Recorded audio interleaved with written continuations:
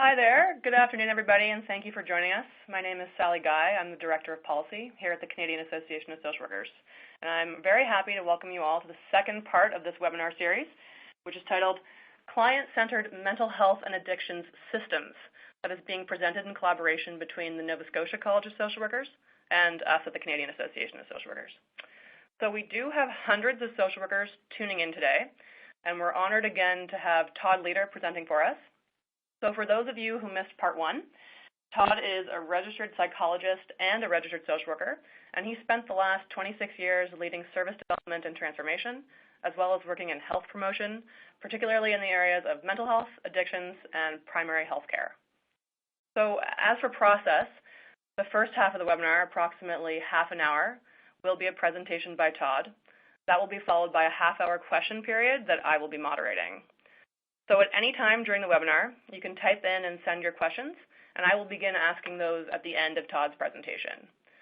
Also, of course, happy to note that a recording of this webinar, as well as the PDF of the presentation itself, will be posted on the CSW website, as well as on our YouTube channel.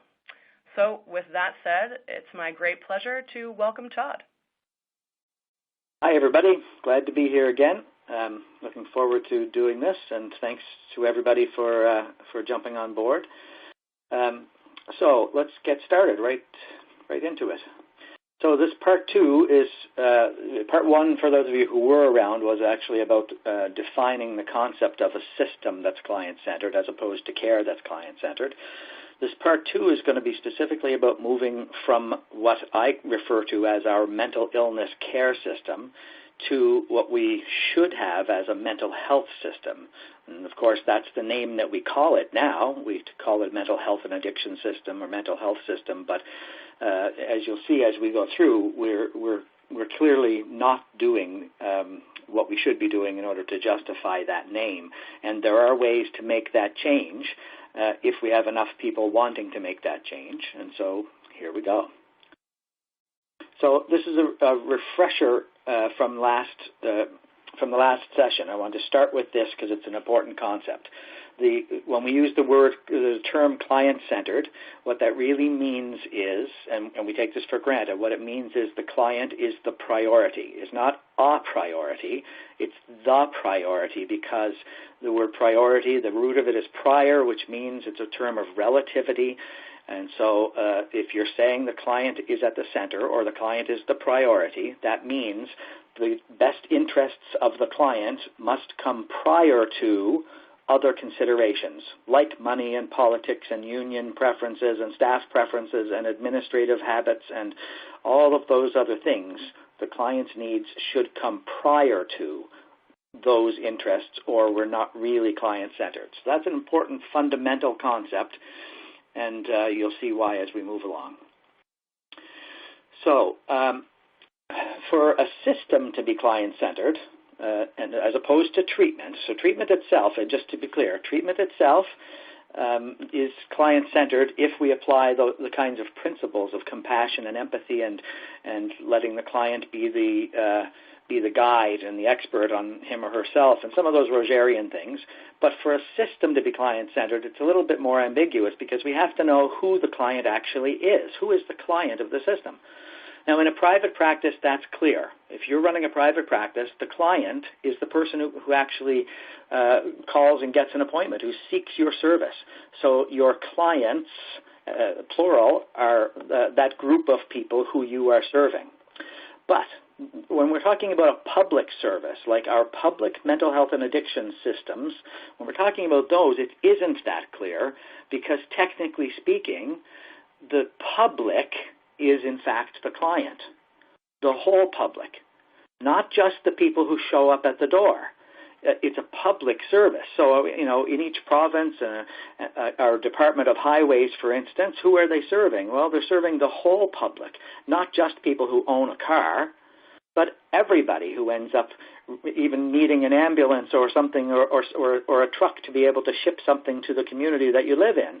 That's serving you. So it serves the whole public. So a public mental health and addiction system, the taxpayers, the entire population, is in fact the client. It's not only those who come in. So the bottom line is that the service itself is supposed to be serving all those people who are healthy, who are ill, who have minor ailments, etc., because they are, in fact, the client. This is a really important kind of concept because right now what we have, take a look at the system in your own area of the country and think about who it actually serves. You're going to find that it serves the people who are the most ill and are in crisis.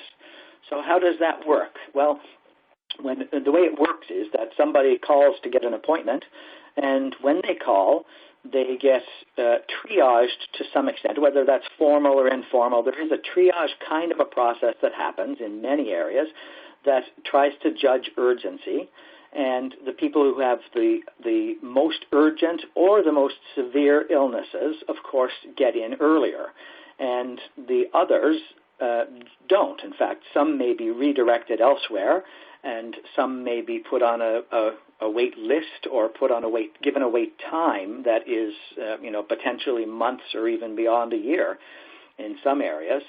And so in order to actually become a client of the system, in order to realistically get access to the system, you actually have to have symptoms that are severe enough to qualify for treatment. It's like there's a line there, and if you're below that line in terms of the symptoms you have, then you're really not going to get realistic access. I mean, if you call for an appointment and you end up being given an appointment for 7 months from now, or we got one area in Nova Scotia that's it's over a year, I believe now, and so if you get that kind of appointment, it's really easy to argue that you in fact are not a client of that system, because that's not being taken into the system. That's not being provided with service. It's so far away that it's almost non-existent. And so you have to be severe enough to qualify for treatment in our system.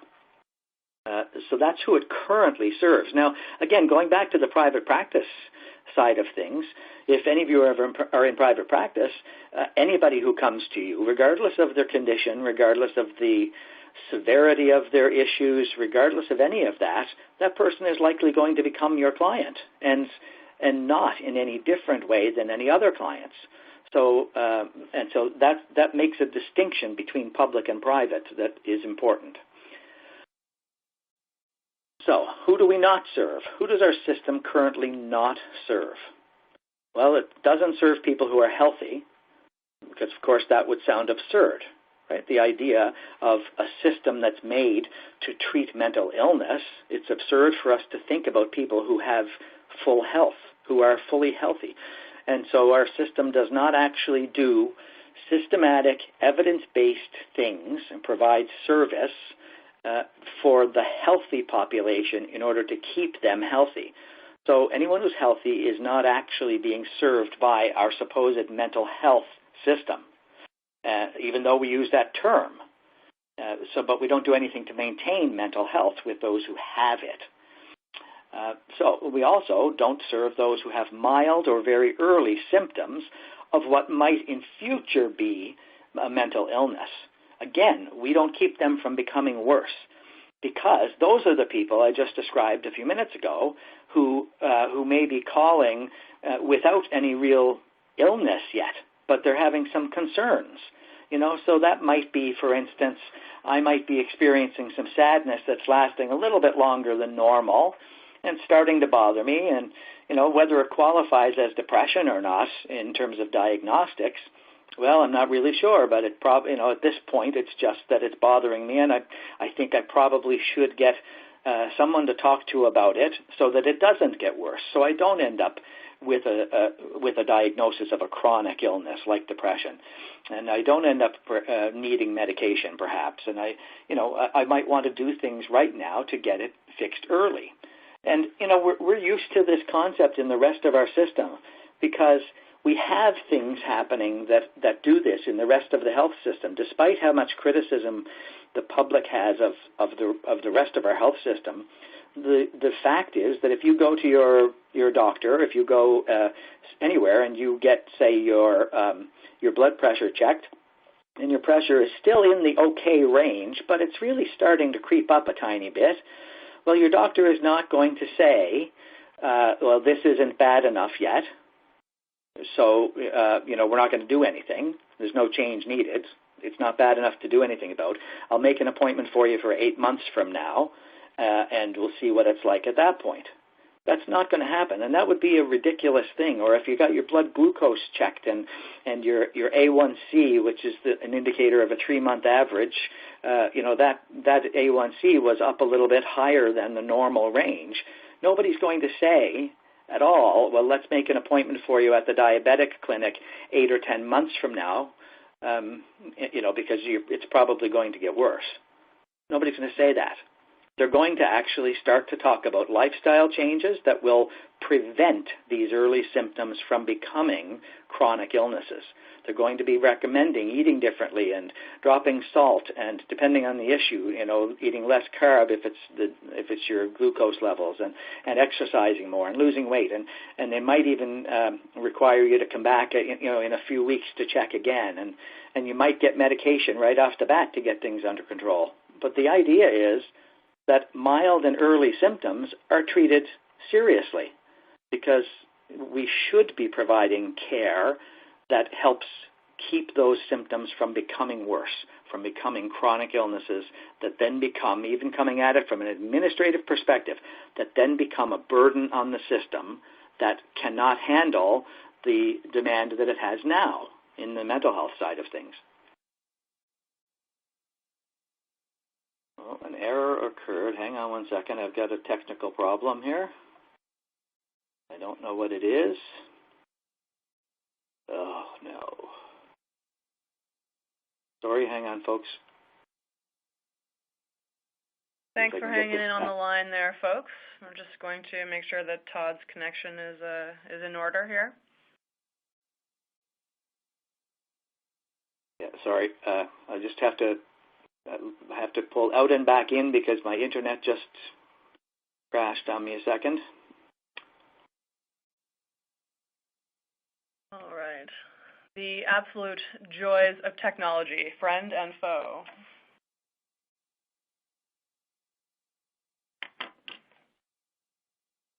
Thanks for your patience, everyone. Be almost there now. Just 1 second. Some of you had noted, too, in the Q&A section already, just wondering about that certificate of completion. So like usual, if you attend 45 minutes or more of this presentation, you will have access to that certificate of completion that will appear as a yellow icon at the bottom of your presentation window. So once again, yeah, we are offering that certificate of completion for those of you that need that for their continuing education hours. And I'm back. So what I've just described really is a system that's exclusive rather than inclusive. We have unwritten or sometimes written or unstated or sometimes stated exclusion criteria that decides or defines the line between who the system will provide service to and who it will not provide service to. And I'm not suggesting at all that the people in the system are intentionally trying to discriminate based on level of illness. I'm not suggesting that anybody's doing anything wrong, especially not the clinicians. None of what I talk about has anything to do with the clinicians doing anything wrong. So it's about the system itself. And by the nature of what I just described in terms of who ends up getting seen, if you're too healthy, you don't get seen. That's really exclusion criteria. That's a line drawn in the sand. And so anybody that is excluded as being not serious enough, really what they're asked to do is wait. You're given an 8-month appointment or longer because it's not serious enough. So what you're being told to do is wait. And what do we know happens when anybody with any kind of substance use problem, with virtually all mental illnesses, anybody who has early symptoms, what happens if they just wait? Well, we know what happens. It's the same as what would happen if my blood pressure was starting to creep up or my blood glucose level. It's the same thing. It's going to get worse. Most mental illnesses, and certainly substance use and addiction, are the same as many physical illnesses in the sense that they're progressive. If untreated, if unmanaged, then they will progress and get worse. And so then you'll end up qualifying for help. You know, that's the great part about having a wait time that's 8 or 10 months away, or 6 months or 5 months, is that it guarantees that eventually you're going to qualify and meet the inclusion criteria of the program, because you will get worse and you will then end up with a shorter appointment time eventually. And I'm not trying to be dismissive of that or take that lightly. I'm saying that that's the reality of it. That's what we see happening all the time. We see people who try to access our services either at a hospital or an outpatient center, and they end up not getting in quickly enough, and their condition gets worse.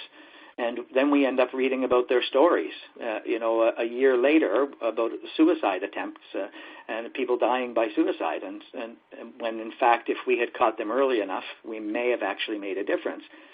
And so there's proof of this point that I'm making, that the system itself, it views itself, and I know I'm kind of animating a system here, but it views itself as being there specifically for treating mental illness, not for ensuring mental health, not for supporting people to prevent mental illness.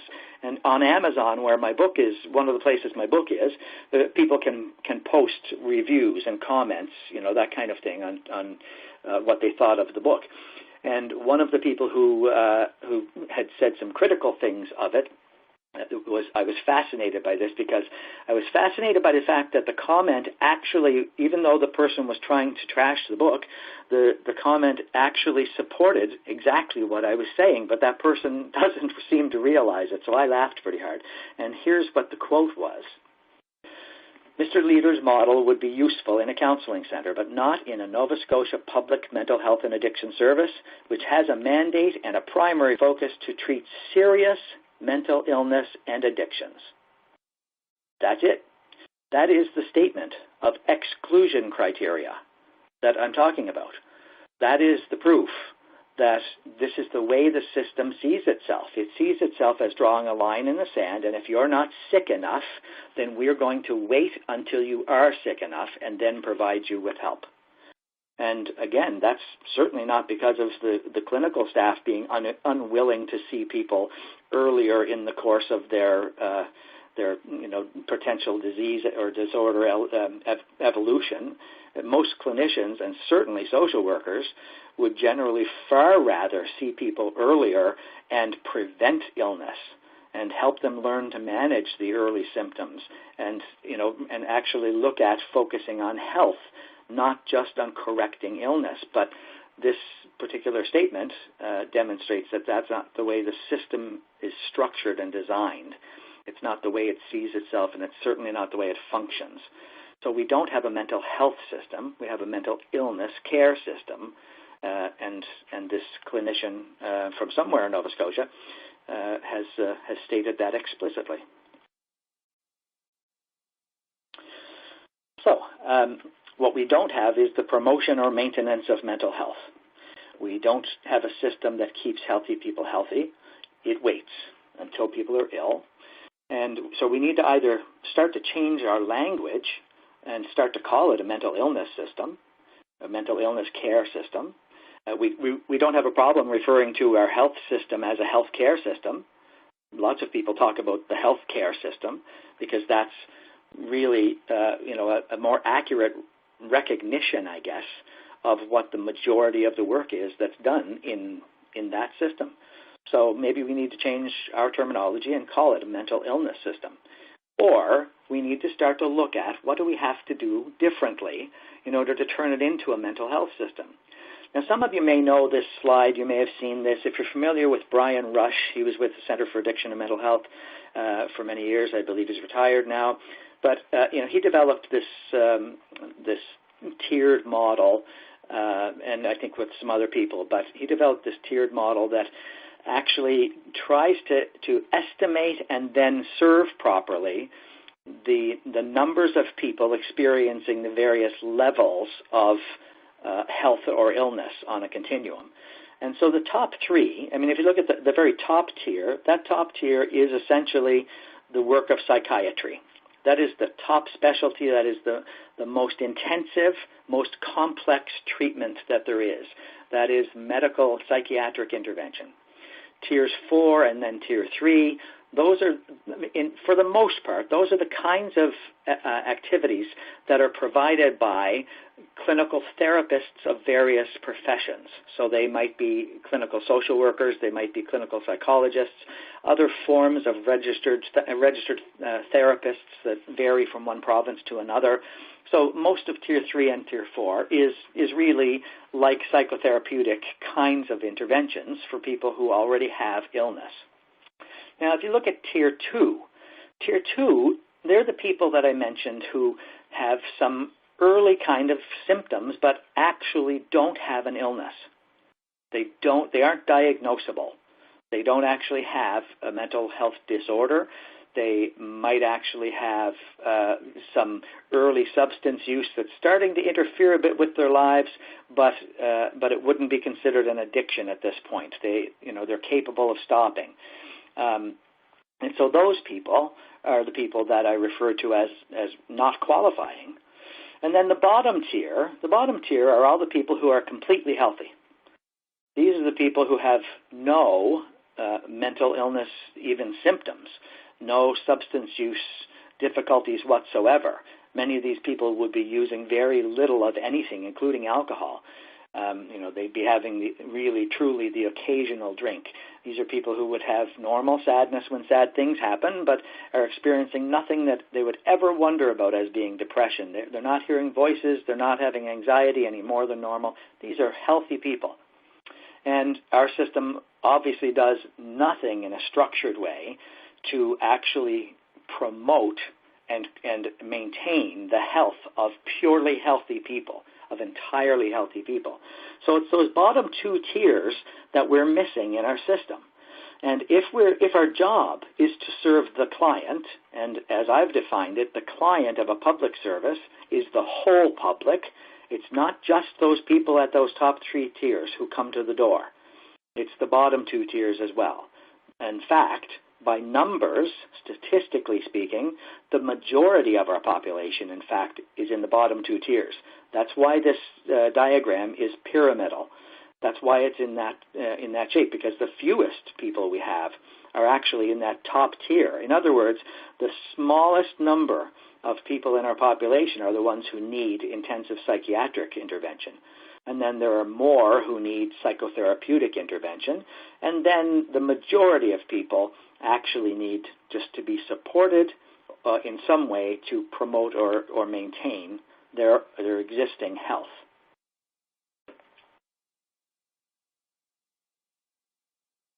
And so, what do the bottom two tiers actually look like? Well, let's look at the Tier 2, really. What we're talking about there is supportive counseling that is not therapy. This is an important distinction, and lots of people use these terms in different ways, so I've got to be clear about how I mean this. Therapy is a structured process to some extent. Therapy includes the use of established structured, manualized methods in many cases. It includes exploration of deeper kinds of concepts, of historical problems, family of origin problems that are complex and contributing maybe in unconscious ways. Therapy is more in-depth and focused on the correction of problems that are beginning or already exist. Counseling, the way I'm describing it, is literally as the word implies. It's providing somebody with support and advice. It's providing somebody with potentially with skill development, for instance. So you've got a 14-year-old boy whose girlfriend broke up with him, and he's feeling more sadness than usual, and he's distracted from his schoolwork, and he needs some help. Well, he doesn't need psychotherapy because he doesn't yet have depression. He's an adolescent, and he's experiencing something known as adolescence. And so what does he need? He needs skill development. He needs to be able to understand what sadness is and how to manage that not eliminate it, but how to understand it and manage it. And anxiety, people with anxiety issues, simple stress management and anxiety management, maybe some mindfulness-related kinds of things. There are lots of things that can be done for people who are not ill but are experiencing symptoms and just need skill development. So it's non-therapeutic. And this is an important term, it's not pathology-oriented. When I talk about counseling, it's not pathology-oriented, whereas therapy generally is. Psychotherapy is designed to assess, diagnose, and treat pathology or a disorder, something that's diagnosable, a substance use disorder, substance abuse, substance dependence disorder, all of those things. And so it's meant to be the same as what we would do with people who have physical illnesses, where we support them making changes. We support them learning new skills so that their early symptoms don't change, don't continue to get worse. Now, if we look at the bottom tier, the very bottom one, what we're talking about there is truly the definition of health promotion. And so health promotion, just to be clear, health promotion is not necessarily the same as health education. Health education can be a part of health promotion. But health promotion, its number one tool in health promotion is actually advocating for public policy change. It's advocating for things like regulation of the industries that provide the substances that are responsible for our substance use and addiction problems. It's regulating those industries.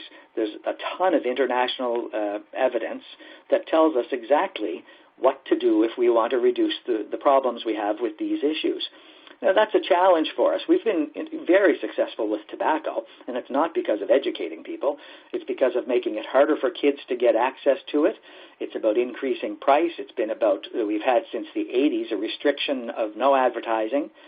In alcohol, we've generally been, well, I think as a country we've been a failure at this because we really do very little to regulate the alcohol industry itself. They're allowed to advertise to our kids, and they do. They place advertisements during television shows when our kids are watching.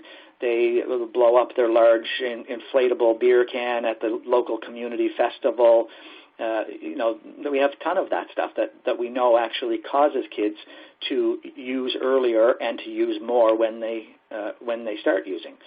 And so, there's a lot more we could be doing, but that's what Tier 1 at the bottom is. It's public policy work that actually will change the health of the next generation. Cannabis, well, what can we say about cannabis? We're doing the right thing by legalizing, but our government is not heading in the right direction in terms of how, because, and mainly the biggest thing actually is that it's taking more of a corporate model that's about commercialization and profit than a public health model that's about protecting our young people, which is what the government promised to begin with. We're going to regulate cannabis, or we're going to legalize cannabis specifically to protect our kids. If that was the case, the age would be taken from the recommendations of all the national organizations of experts that have said 21 is it, when we know that developmentally 25 should be it. But that's not realistic politically. But everybody said 21. Our government's going the other way. If we want a healthy next population, if we want less depression, anxiety, and schizophrenia, especially schizophrenia in our young population, if we want less of that in the next generation, then there is a role for us all to advocate for public policy changes during this year before that legislation is set. People need to know exactly that we're ethically making a major mistake here if we do this wrong, and if we allow kids the age of 18 and 19 and 20 to be able to use cannabis legally and regularly. So this public policy stuff, we're also talking about more private policy, and that would be in the form of healthy workplace policies. So we have healthy workplace legislation in most provinces, but there's not as much focus on psychological health in the workplaces. And so that involves actually being really clear in policy and in management about how to manage to keep people safe from bullying or harassment, sexual harassment, those types of things. And so there's lots that our mental health system should be doing to be out there being the messengers, being the ones pushing for really tight regulation and training and the things that are needed to make sure that nobody experiences those problems at the workplace, and that their own mental illnesses that they may have are accommodated in the right way at the workplace. Psychologically healthy schools. Well, that includes a number of things, but it's the same as the workplaces in most ways. But I'm going a step further with this, and that is that if we had a mental health system, if it was about health, then we would be making sure that the curriculum in our elementary schools across the entire country would have social and emotional learning curriculum built in, embedded in the school. One example of such a program, the one that has the most evidence behind it, is PATHS, which stands for Promoting Alternative Thinking Strategies, and it's on the market, available. I don't get a commission, by the way, in case you were wondering. But PATHS is a social and emotional learning program. It gets implemented across the entire school so that the training, in fact, is for everybody. The bus driver, the principal, the custodians, all the teachers, everybody learns the language that has to do with really a lot of emotional intelligence kinds of things. But the key thing about this approach is that it has preventative effects. It actually reduces the rates of mental illness and addiction and bullying or aggressive kind of behavior. It prevents those. It reduces the numbers, and it improves school performance. So, this is about how do we create a mentally healthy next generation.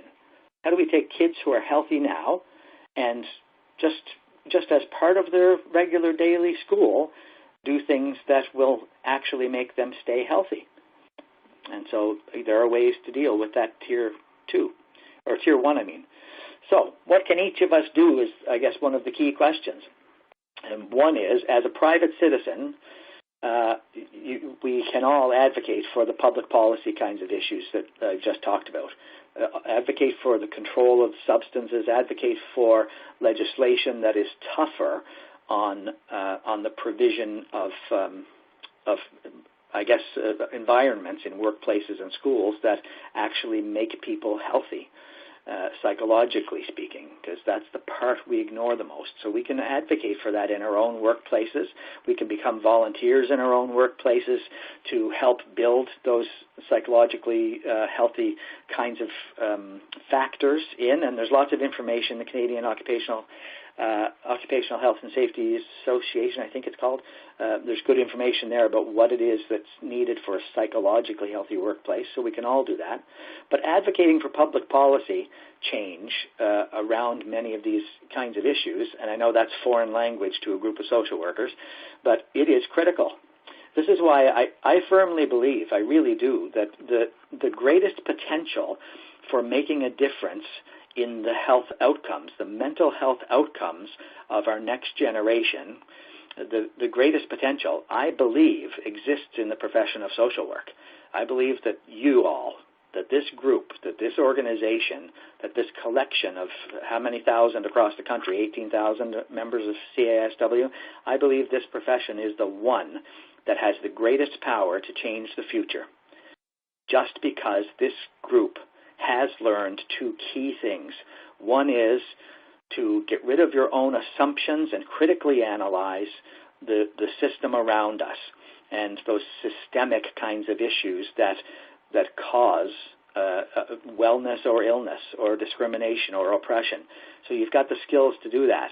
But secondly, the skills to advocate, the skills, the desire, the passion, and the courage to advocate for those systemic changes so that things do actually change. And this is a profession that grew up with that passion, that intolerance of injustice and intolerance of ill health. And so as a parent, you can advocate for programs like the PATHS program. If you're a manager or a director, you can start reallocating some staffing. You get a vacant position, start to think about how can we start to provide an early intervention service, particularly to young people, to adolescents, and by hiring somebody who's trained as a counselor, not a therapist. So we need to make the system serve the whole public, not just the people who qualify, not the people who have waited to become ill enough we need to actually start to focus. If we want a mental health system, we need to put the health back into it and focus on those bottom two tiers. And I'm not saying take away psychiatry and psychology and clinical social work. I'm saying we need to add the rest of this work into the mandate of our systems and not leave it to community organizations to do, because they're the only ones who are doing it now, who are advocating for that health end of the continuum. So let's keep healthy people healthy. And back to you, Sally. Well, Todd, thank you so much for that really thoughtful presentation. I think inspiring in some places too. It's, of course, now time to get to the audience questions. So a note on that for process, I am going to do my best to get to all the questions, and I will be also trying to keep them themed together, just so I can get to as many as possible. But thank you in advance for understanding if we don't end up making it to yours due to time constraints. So one thing I noted during this in terms of the questions that are coming in is that a lot of people have put in sort of, I would say, thoughtful comments. So a lot of people there's a lot of response in the question section here in terms of sort of rhetorical questions and thoughts on this. I'm going to start with one about your thoughts on exclusion, Todd. So this is the comment here. I wanted to comment on your thoughts on exclusion. I oversee a collaborative program that has brought together government, the community, and our health authority. We have improved our systems response for people with complex needs in St. John's. When we talk about exclusion, we need to consider both our systems in terms of policies, etc., but also some of the biases and attitudes on behalf of workers that can end up excluding people from services. We need to name this when it occurs and offer training or education, etc., to those who sometimes exclude people who we need to include. Do you have any thoughts on that? Absolutely. It's a great observation. So, when I talk about a system, I'm talking mostly about the sort of the status quo of how things work. It's the processes, it's the administrative stuff and all of those things. But all of the staff, all of the managers in multiple agencies, not just the formal mental health and addiction program, so in the partnership that was just described, all of those staff and managers and directors, they all play a role in either sustaining or changing that status quo and that exclusionary kind of system that exists. And I said this in the last session, but I'm going to repeat it because it's really important, but I'll do it briefly, and that is that what happens, when somebody is hired into a system as a clinician or as a manager or as anything, you assimilate to what the job already is. Somebody trains you and tells you how they want you to do the job. And so you begin to do the job that way. And so the status quo gets maintained by default. And so many of the attitudes that individual staff may have that are exclusionary, some of those would have been actually adopted as part of their training and their assimilation into that system. But having said that, you will also obviously will always find a few people in every system, in every organization, who in fact just by personality are going to be what I call the work avoiders, or whose own biases or prejudice is going to affect them. And I've seen within a mental health and addiction program, I've seen prejudice. We like to call it stigma these days, but it's not something new. It's just prejudice. But I've seen prejudice among staff against opioid clients, for instance, who are in a methadone program. So we have those kinds of problems everywhere, and all of that needs to change, and we all need to start to address that. And I agree with the comment, you need to name it when it's happening and address it. And that's one of the things, in management. Many people in management in the public sector, in a unionized environment, they avoid naming things and addressing them because every time you do, it becomes a long, drawn-out process with unions and all of that. But that's not a reason. That's not a reason to do what's right for the clients by addressing that inappropriate kind of behavior that's helping to keep it exclusionary. So on the other side of that, I have another comment that's kind of addressing sort of the opposite side. So someone writes, I don't think the distinction between people working in the system and, quote, the system is useful. political policies and directions, as well as people working in the system, do set up systems to exclude and include. Systems are run by people, and they don't form themselves. Even though people don't intentionally set out to discriminate, the outcome is often discrimination and exclusion. What are the implications for change, then, of this distinction? How will change occur, led by whom? So just, I think, some frustration there on that side, too. Yeah, well, the thing is that a system, I'm sure that everybody's familiar with the concept of system theory and homeostasis, and all. We know that systems themselves, that yes, they include people. Each of the people is a unit or a part of a system, but a system will maintain the status quo naturally. It does actually have almost this ability to exist on its own and to self-sustain. And in a public sector system, especially a unionized environment, especially one that's dictated by politics, in those kinds of settings, the status quo will likely stay unless there's active change by individuals who say, I'm not going to tolerate this, and it's time for us to change this. And I guarantee you, I promise you from my own experience, I can promise you that the people who start to say we're going to make fundamental changes that put the clients before things like budgets and politics and convenient hours for us all as staff and all of those other things and union preferences, the people who start to say we're going to put ourselves and all of these other things second to the client, they're going to have a rough ride. This change is not easy to do. This transformation is not easy. But the more people there are starting to say we need to make these changes, the more likely it is that the system itself will start to shift. But it won't without decisive and explicit action. Mm-hmm. A lot of people are typing in things about what sort of similar themes on what to do in an era of austerity, or what to do in an era of budget cutbacks in the social services and in mental health and addictions. And so there's a comment here. It's also kind of a question. I'm wondering if you wanted to maybe comment on it. Is, do you believe that changing the name of the system to mental illness care might be jarring enough for us to actually make a necessary change? I think, I love it. I love it because it's right? a bold question, right? So I think that suggesting that we change it, I think if we were to start suggesting that we change it so that it reflects what we actually do, I think the suggestion itself would be met with a great deal of resistance and offense and debate. And so, yeah, there's value in that for sure. That's what I believe, because I believe in some of those things we just take for granted. If you ask, many of you, if you work in the system, but there are certainly many people at more senior levels in our organizations, if you ask them about this, they would not agree with a lot of the stuff that I've said. They would say, no, we have a mental health system because we do, we do mental illness education for our students. So what? So they know what depression is. Well, that's not actually promoting the health of those kids. That's just telling them information about certain illnesses.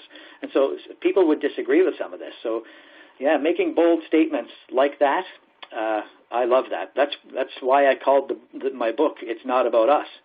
It's from inside the system. That's what I used to say.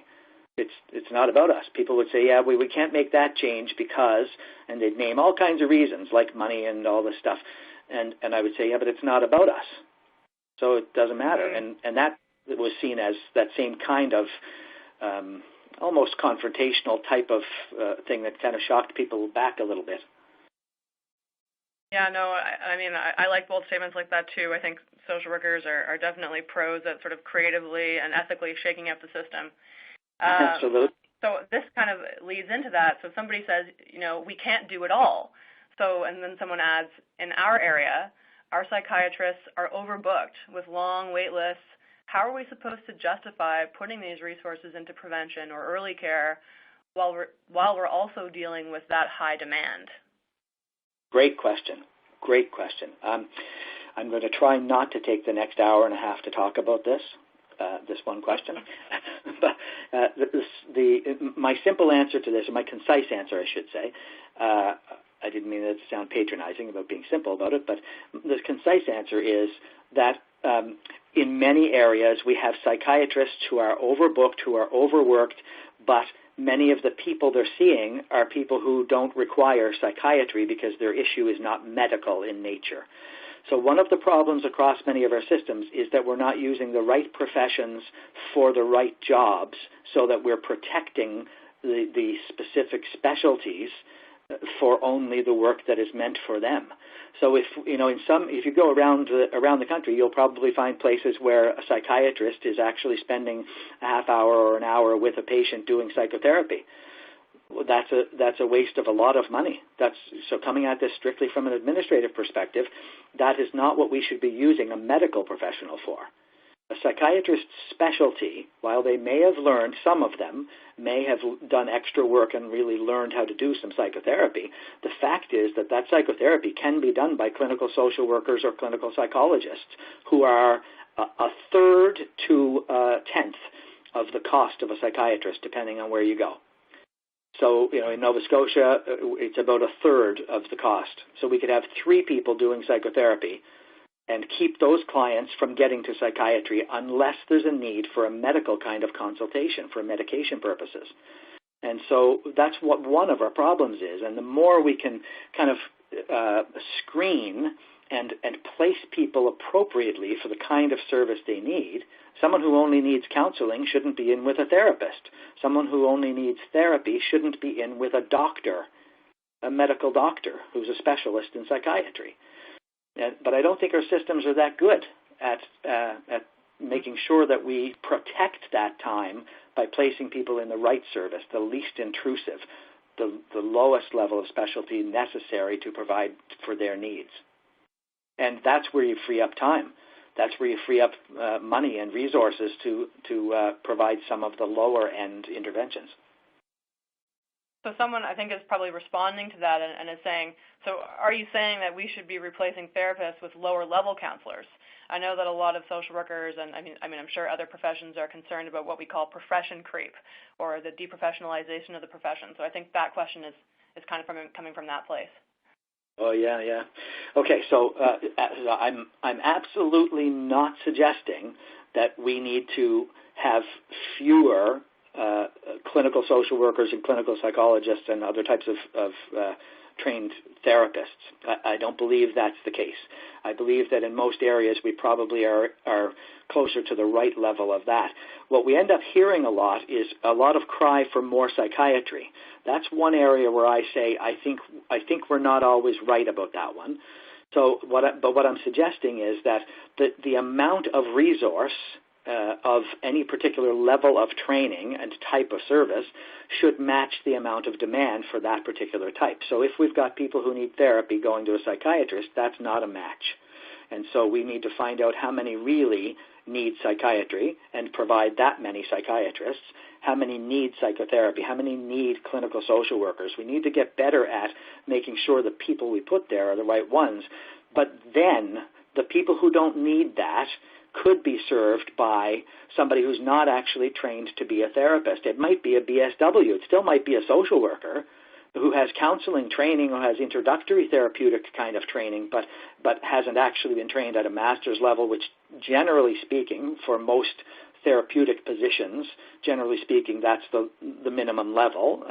And so, I'm not at all saying we need to get rid of. I'm saying that there is a place for a lower level of training, and that might be a BSW, and there's a place for some paraprofessionals as well, where there's simply no need for that level. And so somebody with a community college training, counseling training program for 2 years, there are some jobs at the very bottom of that pyramid that could easily be served by people like that. And so I'm just saying we need to stay open for all of those things. But again, there's lots of I think there's a lot more room for BSWs in our system than we actually have right now, because we've tended to have an elitist kind of approach where we only want to hire people with master's level in any field, and they have to be regulated professions, and et cetera, when in fact we can be doing more with people who aren't trained to be therapists, but who can do the lower level, earlier intervention. I think that, there's a lot of comments coming up on this issue of resources and of how to best use them, I think. And so somebody writes a very thoughtful comment, and it does end with a question that says, so to put resources into keeping healthy people healthy, we either need more resources to do it, or, of course, we need to redirect resources from pulling people out of the river, as they say, which means that some people will drown, which, of course, is not acceptable. Part of what we need to do, I think, is to convince those who hold the purse strings to invest in those lower tiers. We do it right so infrequently, though, that it's hard to find empirical evidence for the cost-effectiveness of lower-tier interventions. Could you recommend resources or sources we can arm ourselves with when we advocate for these policy changes that are needed? Sure. Well, I'll start actually with the health promotion kinds of stuff that I talked about. Starting with that, there is a ton of international evidence on the issues of public policy preventing addictions, for instance. There's the best book in the world on that one, if you want it, is and this may not be what you're asking, but I'm going to tell you the things I do know. The best book in the world is called Alcohol, No Ordinary Commodity. And it came out of CAMH. There's a second edition of it. It's the best summary of the policy changes that are needed in order to regulate. And there's a lot of stuff out there now on regulating cannabis as well through policy, but it's essentially almost all the same stuff that's in that book for alcohol. The PADS program, the social and emotional learning, if you just Google that stuff, you will find a ton of evidence that supports putting social and emotional learning resources into schools that will keep our kids from ever ending up having to be our clients. I don't have a resource right at the tip of my tongue right now on the value of early intervention, but I know it exists and I just can't place it. But I'll see if I can find something and send it off to Sally, who can potentially post it or put it in the next email going out or something like that. For sure, and I have also been answering some questions to people directly on here that have been providing me with resources. So somebody provided a really good sort of rundown of that three-tier system, a snapshot of that. So anything like that and the book that you mentioned, I can post as resources right on our website under Continuing Education, just right underneath the link where you're going to be finding Todd's presentation and the recording of this webinar. So I can list those things there, no problem. Somebody adds to that there are more sort of, that sometimes lower tier interventions can also be more sort of holistic in nature. They're not necessarily therapeutic. So somebody adds that the Roots of Empathy program is an early intervention, school-based program. It's delivered in elementary and middle school students' classrooms. The program helps to build empathy, explore emotions, and reduces bullying, and the students are to participate. So I don't know if you're familiar with that program. I know it's in the Atlantic provinces, and I think it has some good uptake. Yeah, well, I'm not familiar specifically with that one, but the description of it tells me it's social and emotional learning, which is the key. And social and emotional learning basically is it's like emotional intelligence. It's learning to understand and recognize and manage your own emotions, and learning to recognize and understand and respond properly to other people's. And so, and that much of that is, in fact, by definition, empathy. So I don't know the evidence on that specific program, though, but that's the kind of stuff. And I agree that we're not as bound, in terms of early intervention work especially, we're not as bound to the therapeutic rigidity that exists for interventions where there is illness. And so there's a lot more room involved, where we may not have evidence for a certain kind of method as a therapeutic intervention. It may be perfectly effective for somebody who is healthy but starting to develop some anxiety challenges, but not a disorder, and just needs some methods of calming and relaxing and, mindfulness and other kinds of things. So there's more flexibility there. Right. Another person added a comment actually at the very beginning, just venting some frustration. We've talked a lot about, resources and lack of access, but this is sort of more lack of access or a deterrent from access built into the system itself. So she says, unfortunately, a lot of the time when clients begin their journey for mental health services, they begin when they notice signs of concern. Then they are declined for mental health services, and then they are more reluctant to call back when signs are more severe. If they were seen when the signs began, it would have prevented them from spiraling into crisis and costing the system more time and money. This is so frustrating. Yeah, absolutely. I'm sorry, I don't mean to laugh, but that is the core of the issue. That is the very core of this issue, is that we draw the line in the sand and say, sorry, we don't serve your kind here.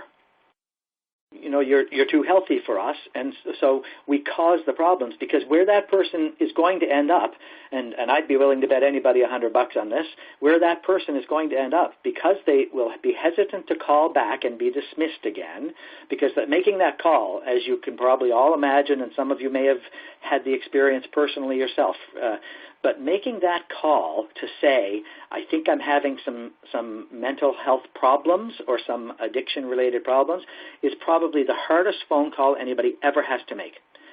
So they're not going to repeat it if they've been dismissed. So what happens? Well, they wait.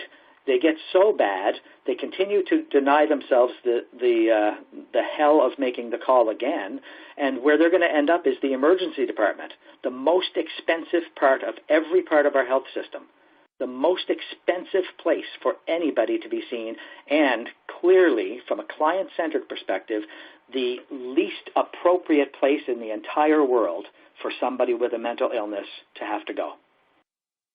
Mm-hmm. Yeah. I think I'm going to combine two unrelated questions that sort of will make you talk about the same theme. So someone adds, you talked about our systems having these exclusion criteria, but isn't that necessary so the program is not overwhelmed with demand from people who don't really need that type of help right away? And then somebody also says, would you say that private systems can be more inclusive primarily because clients have the ability to pay? Yeah. Okay, so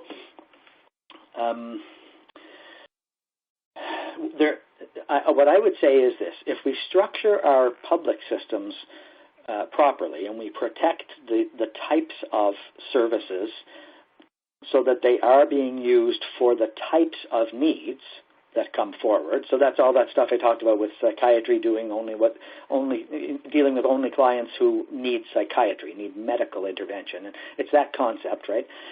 If we do all of that right from top to bottom of the tiers, we don't have to have exclusion criteria because we're using our resources better, and because we've designed our system to be able to respond to all levels of need across a continuum. So the people who have really mild kinds of needs, well, they can still be seen, but it's probably going to be one session. It might be just that they come to a skill-building group for a few months. It might be something that's really not expensive, not hard to deliver, because these are not clients who are in great need. They're just people who need to learn some skills or feel some support. So the type of service matters, you know, and private systems, private practices have complete flexibility around this issue, and so I'm going to get to the positive and the negative on that. They have complete flexibility because if you're a private practitioner, you have your own business, you can choose to accept anybody you want as a customer of your business. Okay, so as a client, and I'm not trying to over corporatize it. I'm just saying you can choose to take anybody you want, even if it's just somebody who literally just wants somebody to talk to. They can pay you to talk to them, to be their friends, kind of, and not really have major problems to deal with. So really, access is way better in some ways in the private sector when it comes to this issue between mental health and mental illness. But the trouble we have is that we are living with a two-tiered system, right? So if you're a private practitioner, you're, at least in Nova Scotia and some other provinces, I don't know if there are exceptions to this, but your services, if somebody comes to you, are not covered by the provincial health insurance the way all other health care is. So people either go and they wait, or they get excluded, or something nasty like that in the public system, or they have to pay privately out of their pocket if they don't have insurance for the private sector. So, this is another issue we need to correct. If we want to expand the availability of services, reduce the demand, provide service across the continuum from health to illness, we should be negotiating with our provincial governments about that issue of working out funding arrangements so that private practice mental health supports can be billed to the province for anybody that doesn't have third-party insurance. Another advocate job. I'm realizing now that we're actually a minute away from an hour. And so, and the reality is that most social workers in Canada are not in private practice. There are a lot of them, but there's not the majority. So I will close with this big question, which is, as a social worker who works inside the system, how can I advocate for changes like these without losing my job? Yeah. Well, there are creative ways to do that. Having spent a career walking on that tightrope and having gotten in trouble a few times for that kind of thing, you do have to be careful. So I would not ever recommend that you just go out with guns blazing. It is a tedious process, but it is important that you understand that there is a legal distinction between your rights as a citizen and your obligations as an employee. And the key thing is that you can't be publicly undermining the reputation or the work of your employer. That doesn't mean you can't be advocating for positive things. That's different than advocating against current negative things. Right, so being careful of that, and gathering other people, or joining existing causes, joining existing Facebook groups or advocacy groups, so that you're one of many, and you're never the spokesperson, but you're behind the scenes helping to build the arguments. There are lots of ways to do that. Build relationships with your bosses and start to try to insidiously drop hints about how things can be changed. Talk to your elected officials as a private citizen. Just meet with your own member of your provincial legislature. Meet with your own member of parliament as a private citizen. It's your business. It's your right. Nobody can stop you from doing that. That's not like screaming publicly, the system I work for sucks. So there are absolutely ways to do this. And if anybody's, I said at the last, since we're getting to the end, if anyone's looking for more information about some of these things, or if you see that in your area there's some need for any kind of presentations or coaching or consulting or support around these issues, this is what I do. So I'm available, and my email address is on my website, which you can see on the last slide. And so don't hesitate to contact me with questions, and I'll do my best to answer any questions you didn't get answered today, and I'll also do my best to put in a pitch for any opportunities that you might see to have me come to your area and speak at a conference, a workshop, or do some consulting with your programs or provinces or whatever. This is, just to give you a sort of tiny background for 1 second, Sally, and then I'll let you have it. I wrote this book that for a reason, and that reason is that I firmly believe, and this is the social worker in me, I firmly believe that we are dealing with an oppressed population. The people who are suffering from all levels of mental illness and addiction-related problems, I believe they're an oppressed population that are discriminated against and experiencing prejudice on a daily basis, and I believe that it's the evolution of our system, because it was never really designed. It just evolved from many decades ago. It's the evolution of the system that causes that oppression, and I believe that they needed a voice, and that's why I wrote this book as a guide for how to make the system actually be about the client, to empower them, to give them what they need, not what we think they need or not what we need. Anyway, so I'm available. Just check out my website. Email me anytime for anything I can do. Well, I think definitely the listeners will really appreciate that, Todd. And I have to thank you again for lending your time and expertise. Again, for everybody in the audience, the next webinar in the series is scheduled for August 2nd at 12 p.m. Eastern Time. Again, thank you everyone for joining us today. I apologize if we weren't able to get to your questions due to the time constraints. As a reminder, this is going to be posted on the CSW website as well as on our YouTube channel in the near future. Of course, for those of you who attended 45 minutes or more of the presentation, that certificate or that confirmation of attendance can be downloaded by clicking the yellow icon. It's the rightmost icon at the bottom of your presentation window. Some of you have been saying it hasn't popped up for you yet. If right after we're done talking you press refresh on your browser, it will pop up for you. So hopefully that works. Again, thank you in advance for taking a few minutes to complete the short survey that's going to be prompted when you exit the window here. It will help us design future continuing education opportunities. So with that, I do have to say a huge thanks again to Todd for his time and expertise. And with that, have a great afternoon, everyone. And spread the word about next week's session. You still on there, Sally?